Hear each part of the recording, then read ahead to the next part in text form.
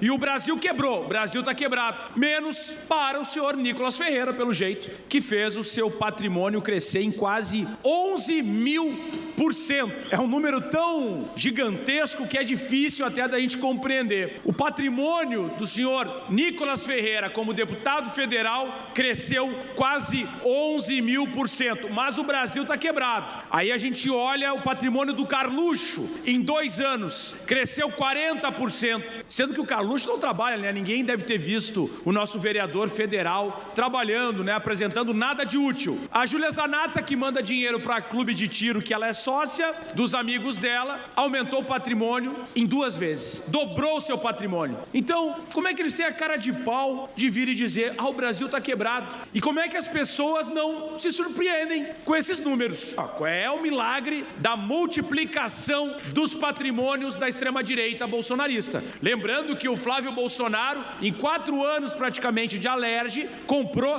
37 imóveis. Eu queria saber se algum deputado aqui ou deputada conseguiu fazer essa façanha, porque tem que ser muito bom no cálculo, né? Muito bom no controle financeiro, e mesmo assim não vai conseguir. Então, nós vemos que existe algum problema aí nesses cálculos das lideranças bolsonaristas. Mas esperar do quê? Esperar o quê de pessoas que defendem abertamente a constituição de milícias, do crime organizado, de assassinos, como fez agora há poucos dias atrás o Eduardo Bolsonaro lá nos Estados Unidos, comprando armamento e dizendo que deve incentivar, que as pessoas devem incentivar a formação de milícias. Não foi a Polícia Federal, alguém que falou sobre milícia, foi Eduardo Bolsonaro incentivando e defendendo milícia. E aí eu pergunto, lá no Rio de Janeiro, as zonas dominadas pelo crime organizado da milícia, os assassinos que colocam pânico na sociedade,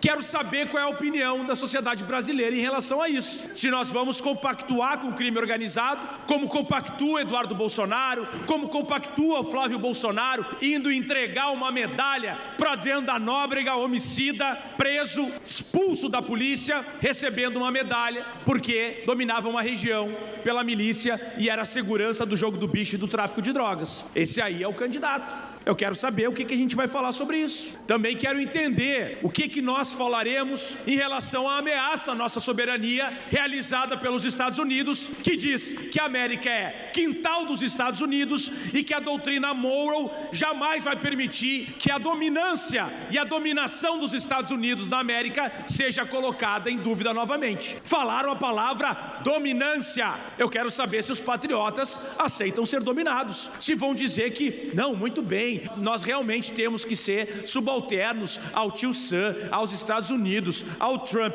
Trump que, aliás, tem que levar choque, né? Não sei se vocês viram isso. Tem uma teoria que tem uma mulher agora que fica do lado dele e quando ele dorme, ela dá um choquezinho e ele acorda. Tem vídeo sobre isso, eu aconselho vocês a olharem. Mas sabe o que não é mentira? O que não é teoria? É ele fugindo do avião do Air Force One. Então, o avião, né? Air Force One, ele subiu no avião lá na Turquia, indo para o Reino Unido, e tinha o risco do Irã bombardear o avião. Sabe o que ele fez? Ele deixou a equipe, deixou os jornalistas no avião, fugiu pelas portas dos fundos ali, entrando num container de alimentos, foi para um outro avião e deixou todo mundo, a Deus dará, que se dane. E tem gente aqui no Brasil que quer seguir esse indivíduo, que quer que esse indivíduo tenha influência e desestabilize o nosso processo eleitoral, para depois ele mandar todo mundo às favas e só se interessar pelo próprio interesse pessoal. Aliás, tem alguns geólogos que já estão afirmando, e isso num primeiro momento me pareceu algo absurdo,